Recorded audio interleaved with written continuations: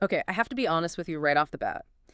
When I first looked at the stack of materials for today's deep dive, my immediate reaction was a mix of intense curiosity and, well, maybe a little bit of mild alarm. Alarm. That is an interesting choice of words for a therapy session. Why alarm? Well, because we are diving into this very specific, very comprehensive manual called the Manual de Tok Sen, and the cover image and, the photos inside, they feature what looks unmistakably like a hammer and a chisel. Ah, I see. The carpentry vibe. The carpentry vibe, exactly. We are talking about massage therapy, right? Usually when I book a massage, I'm picturing like soft music, maybe some lavender oil diffusing in the corner, gentle hands kneading away the stress. I am definitely not picturing someone standing over me with a wooden mallet ready to go to town on my back like they're building a cabinet or framing a house. It does look intense, doesn't it? If you just look at the photos without any context at all, it looks less like healing and more like a construction site. Or some ancient form of punishment, maybe. Maybe. Just hold still while I hammer this shim into your shoulder blade. It's visceral. Yes, exactly. But here's the thing, and this is what we're here to talk about, the paradox. Yes, this is where it gets really fascinating. Despite that, aggressive visual of hammering, the actual sensation of Tok Sen is almost the complete opposite of being hit. Really? It's not about impact, it's about vibration.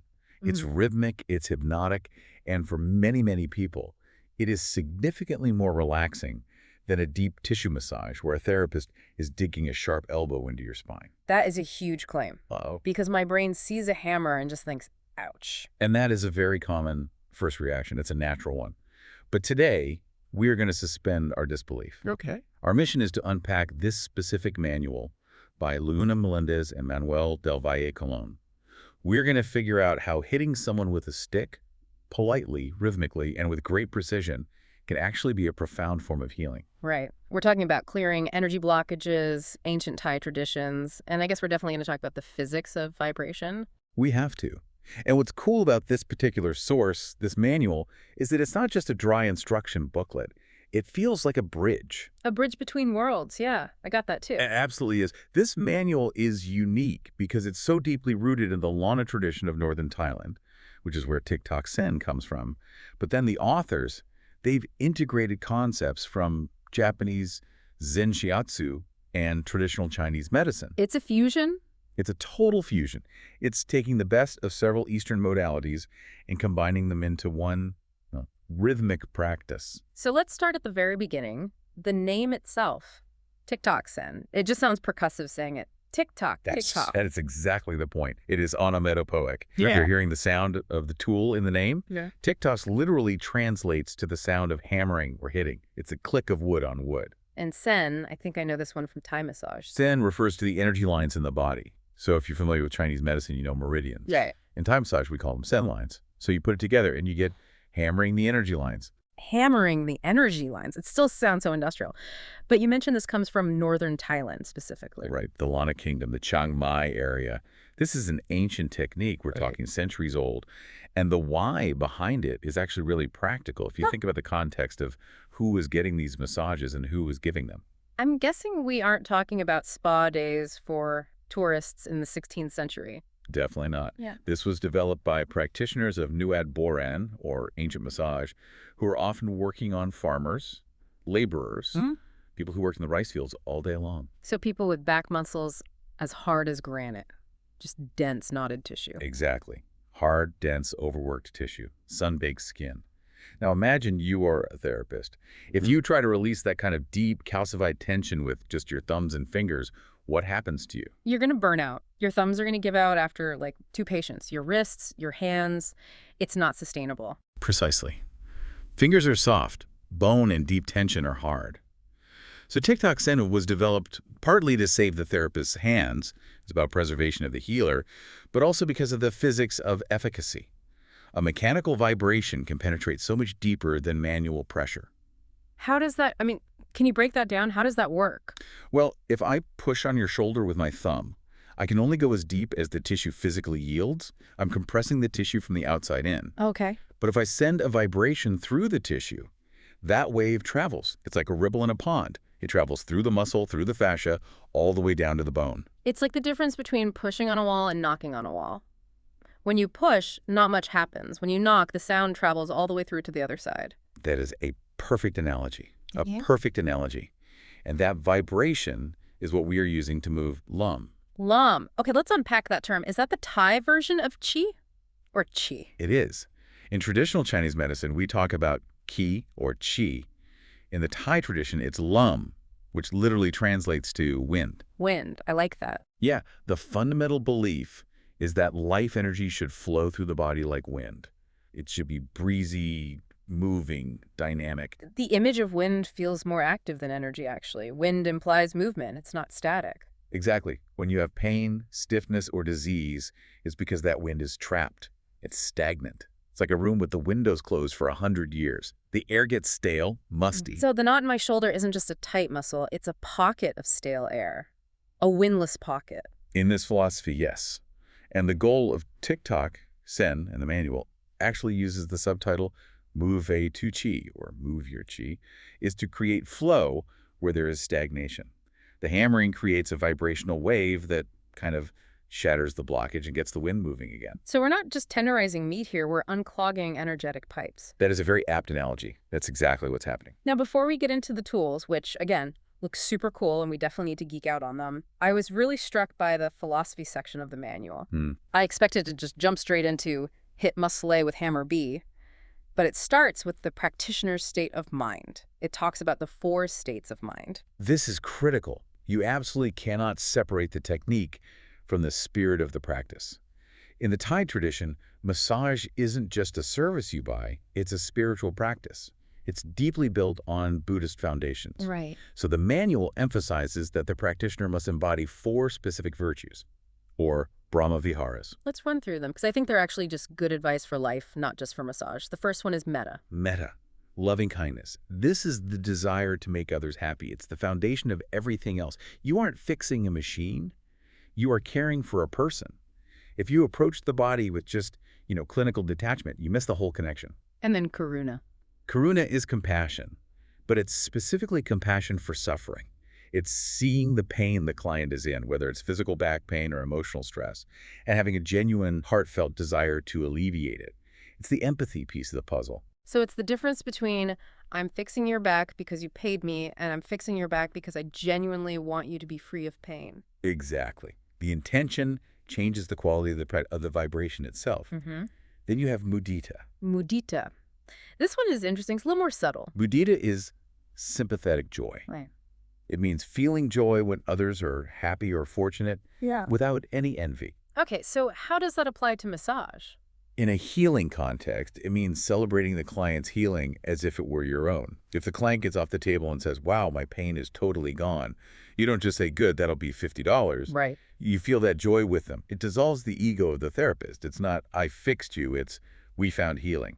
And the last one, which I think is probably the hardest for most people, is upek. Upekkha. Equanimity. That's a $10 word. What does it look like in practice? What does that mean on the table? It means non-prejudice. It means staying balanced, centered. You treat the king and the beggar with the exact same level of care and respect.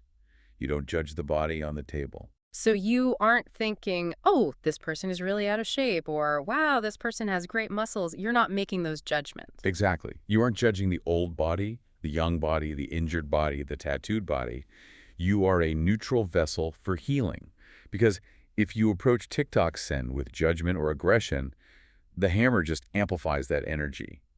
But if you approach it with upekkha, the hammer transmits peace. That is actually a really heavy responsibility for the person holding the hammer. It's like your vibe literally travels down the wood and into the person's bones. It literally does. Wood is a conductor. I am. And that is a perfect segue to the hardware. The hardware. Okay, let's talk tools. The manual has these beautiful photos of the whole kit. We have the hammer, obviously, the big one. The Micon. That's the driver. It's usually shaped like a heavy mallet. It needs to have a bit of heft to it, so gravity does some of the work for you. You're not forcing it. And then there's the piece that actually touches the body. It looks kind of like a chisel, but it's totally blunt. All right, that is the limb or my thing. We can just call it the wedge or the chisel. This is the director of the energy. You place the wedge against the skin along the energy line, and then you tap the top of the wedge with the hammer. Okay, so just to be crystal clear for the listener, because this is probably the most common misconception, the hammer never hits the person direct. Correct. Never. not once. Uh, You're hammering the tool, which is resting on the person.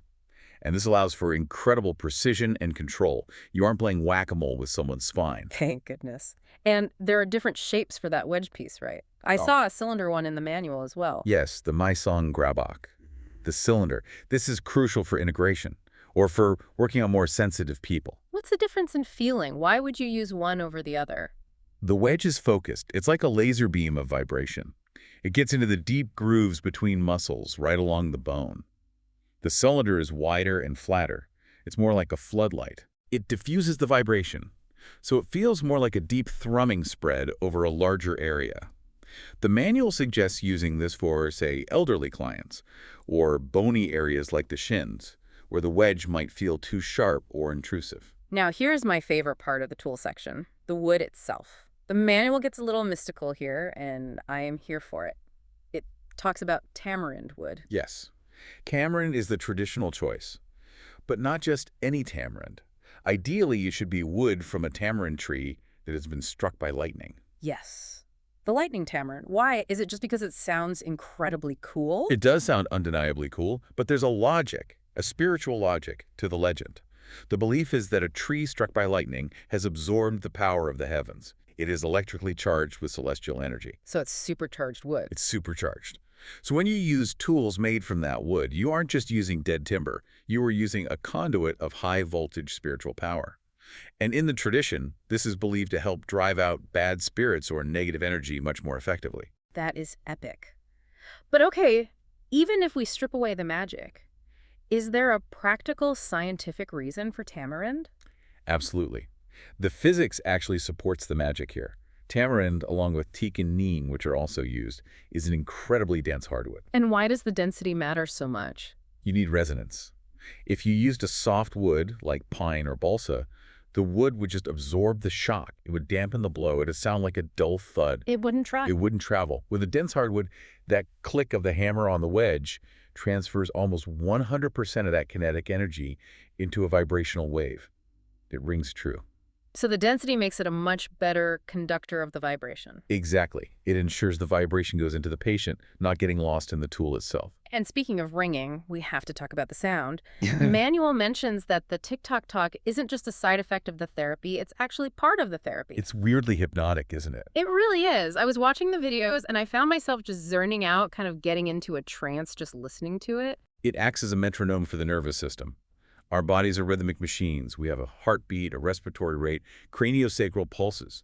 When you introduce a steady, predictable, rhythmic sound, tick-tock, tick-tock, usually around 60 to 80 beats per minute, the brain entrains to that rhythm. Brainwave entrainment. Yes. It induces a trance state. It shifts the brain from beta waves, which is our normal active alert state, to alpha, or even theta waves, which are relaxed meditative states. The client often falls asleep not just because they're relaxed physically, but because they're being hypnotized by the beat. It's a lullaby made of wood. A very percussive lullaby. And it quiets the conscious mind, which allows the body to release tension at a much deeper level. Yeah. You know, if your brain is busy thinking about your grocery list or that email you have to send, your muscles stay tight. The fight or flight system is still on. It's still on. If the sound lulls your brain to sleep, your muscles finally get the message that it's safe to let go. Okay, so we've got the holy wood, we've got the compassionate mindset, we understand the physics.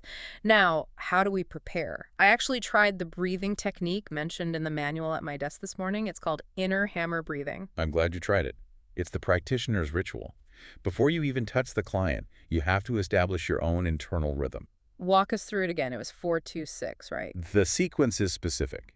You inhale for 4 counts, you hold the breath for 2 counts, and then you exhale, often with an audible sound like a ha, for 6 counts. And the manual says to visualize your heart as a drum. Yes. You place a hand on your chest, you feel your own tick-tock sound, your heartbeat.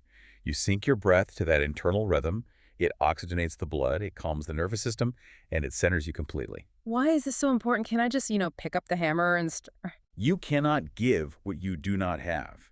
If you go into the session frazzled, rushed, or anxious, the hammer will feel erratic and chaotic to the client. Your rhythm will be off. The inner hammer has to be steady before the outer hammer can do its work. It's all about coherency. That's a great takeaway for any kind of work, really. Get your inner rhythm right before you try to affect the world outside of you. Absolutely, 100%. Now, the manual takes a really interesting turn here. We're in Thailand with the hammers, and then suddenly we take a detour to Japan. The manual integrates hara diagnosis from Zen shiatsu. This is one of the unique features of this specific manual by Meléndez and Valle Colón. They're brilliant at bridging systems. The hara is the Japanese concept of the abdomen. It literally means belly, but philosophically, it is the center of your being. It's the abdominal brain. We always hear trust your gut, but this takes it to a whole new level. It's like a diagnostic tool. It treats the gut like a diagnostic dashboard for the entire body. Before any hammering happens, the practitioner performs a hara diagnosis. They gently palpate, which just means to touch and press the abdomen, to listen to the organs. And they aren't trying to fix the belly directly right then and there, are they? No, not at all. They are gathering intel, they are mapping the terrain, and they are looking for two main states, kyo and jutsu. These terms are fascinating. Break them down for us because they sound a little bit like martial arts moves. They do, but they're energetic states. Hmm. Kyo means deficiency. So imagine a balloon that is underinflated.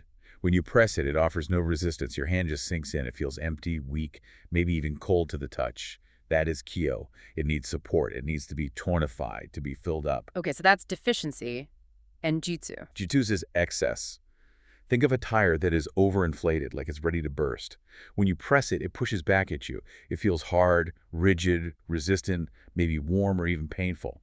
That is jujitsu. It needs to be sedated, dispersed. So if I'm super stressed and holding everything inside, my belly is probably going to feel jujitsu. It's very likely.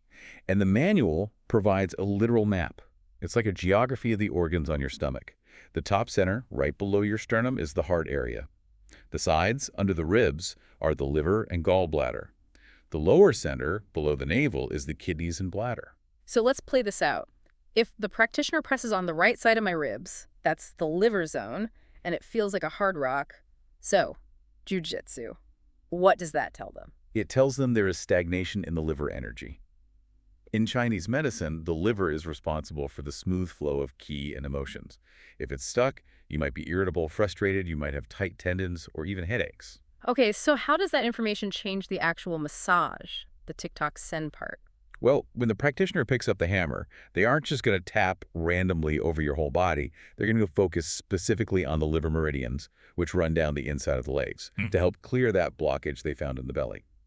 They might spend extra time there or use a specific technique. That connects the dots so well. You diagnose the core, the center, to treat the limbs and the periphery. Precisely. It turns the session from a generic one-size-fits-all massage into a targeted, specific treatment. You are treating the root cause you found in the hara, not just the symptom in the shoulder. Okay, we've diagnosed the belly, we're centered, we've got the tools, now we finally start tapping. But it's not just random whacking, there's a language of strokes, isn't there? It's a conversation with the tissue. You don't just wail away. The manual defines 3 basic words in this language. First, you have the single tap. One tap. What's that for? Just to say hello? Pretty much, it's to listen. You place the tool and you give one gentle tap. And you're waiting to see how the muscle reacts. Does it spasm? Does it accept the vibration? Does it recoil in fear? It's a test. You're asking permission. So you're testing the waters. Hello, how are you today? Right. Then, once you know the tissue is safe and receptive, you move to the double tap. This is the workhorse of Tok Sen. Tap, tap, tap, tap. This rhythm creates a wave of activation. It invites the muscle to release. Most of the session is done in double taps. And the triple tap, the big one. The triple tap is for mobilization. You use this only when the tissue is already warm and receptive. It's a stronger signal to really move the energy along the line. But the manual gives a very strict rule.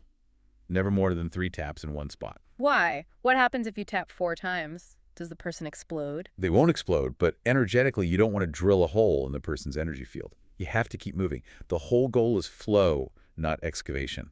If you stay in one spot for too long, you can cause bruising or irritation. Keep the wind moving. That makes sense. Keep it moving. And speaking of rules, there is one golden rule in Tok Sen that seems to be written in bold, neon letters in the manual. Never on the spine. Never. Not ever. Never. The vertebrae are bones protecting the spinal cord, the most sensitive and important bundle of nerves in the entire body. You never, ever hammer directly on the spinous processes. those bony bumps you can feel down the center of your back. So where do you hammer then if someone has back pain? You work parallel to the spine.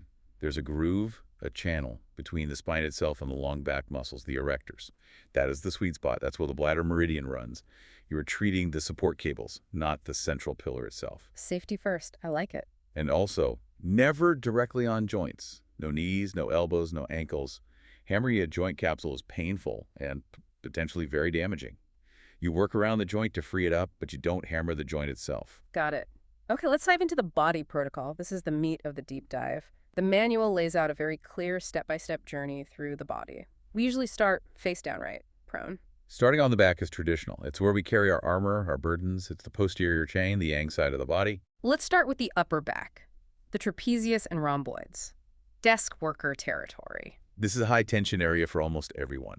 Sitting at computers, driving, stress, it all gathers right here between the shoulder blades. In Thai medicine, we are working the Sen Ifa and Sen Pinkala lines here. In Chinese medicine, this corresponds to the bladder meridian. The bladder meridian, that sounds liquid. It is the longest meridian in the body. It runs from the inner corner of the eyes, over the top of the head, down the entire length of the back in 2 parallel lines, down the back of the legs, all the way to the pinky toe. Wow. It governs our entire nervous system, our ability to withstand stress. So when we tap the upper back, we are sending a signal of vibration down this entire superhighway of energy. But we have to be super careful around the scapula, the shoulder blade. Yes. The manual notes this as a high caution area. The scapula is bone. You don't want to hit the bone.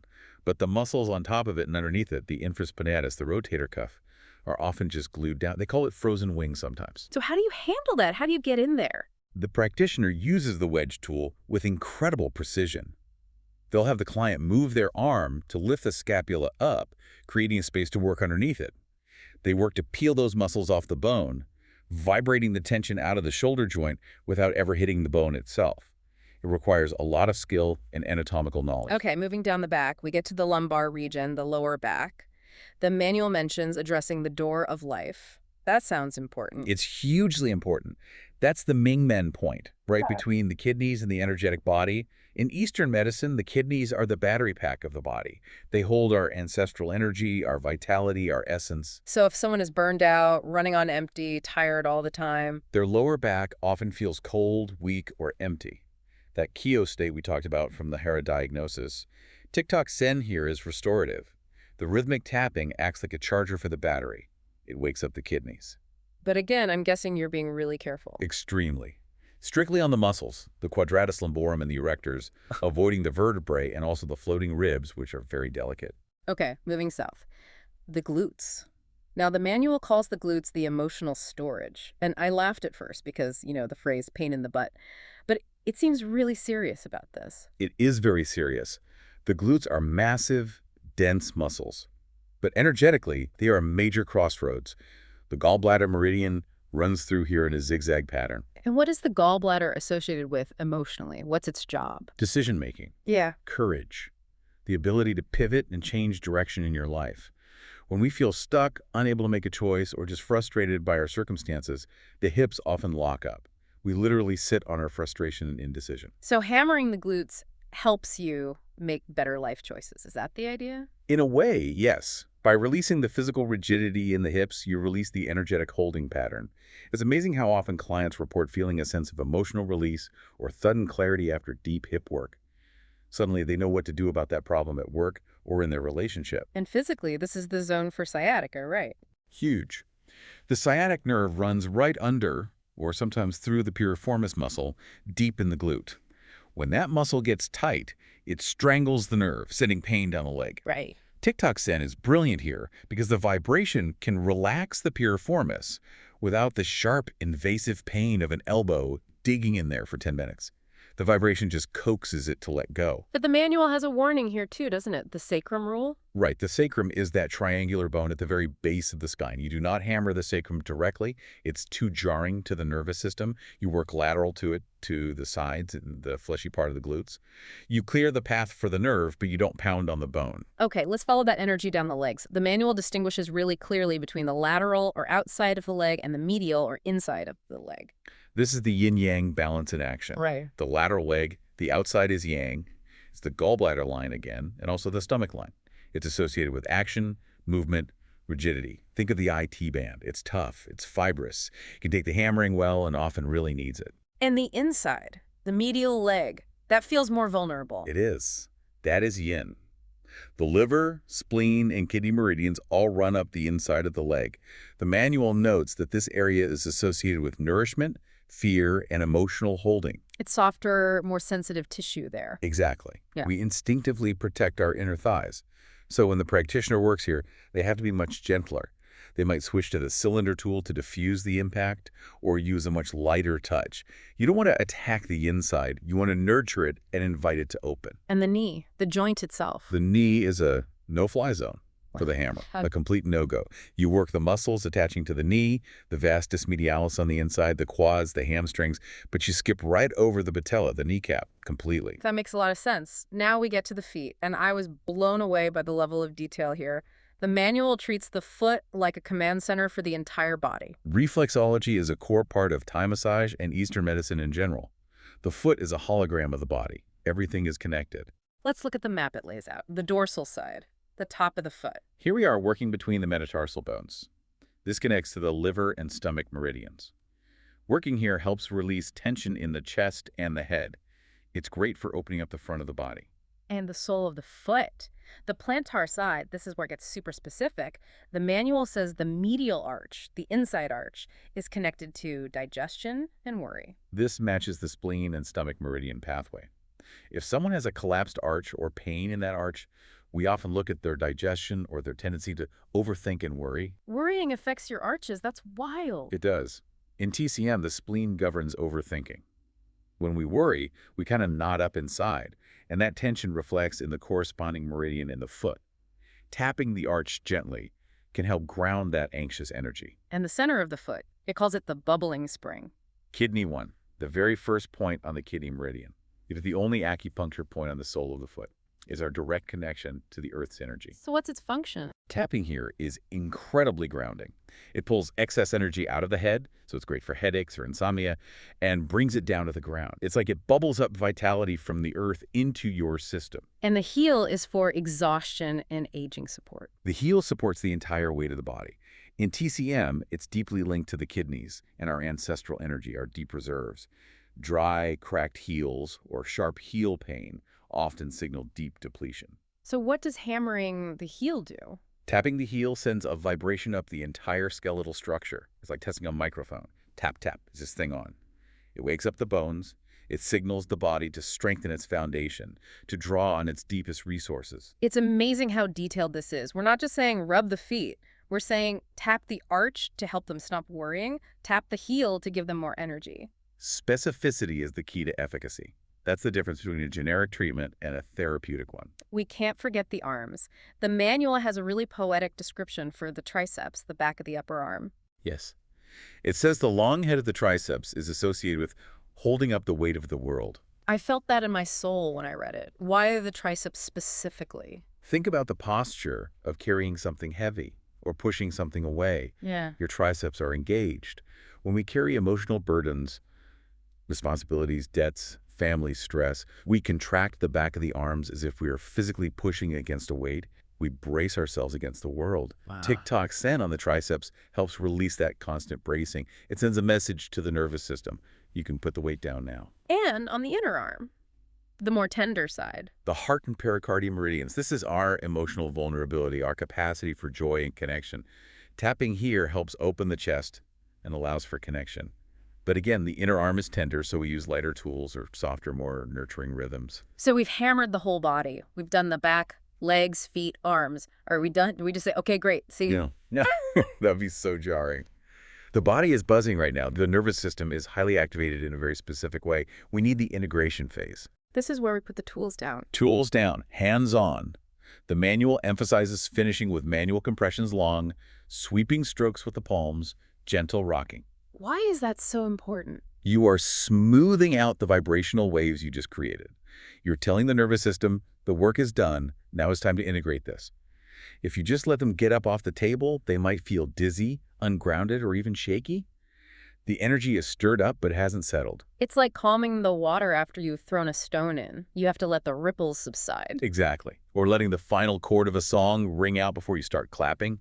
You need that moment of silence and containment for the effect to really sink in. And the manual also suggests reevaluating the hurrah. Checking the belly again at the end. Yes, this is the test, the Okay. final exam. If the treatment was successful, the belly should feel different. That kyo, empty area, should feel fuller, more alive, and the jujitsu, hard area, should feel softer, more pliable. The whole belly should feel more uniform and balanced. That is your proof that the energy has actually moved. That's your report card.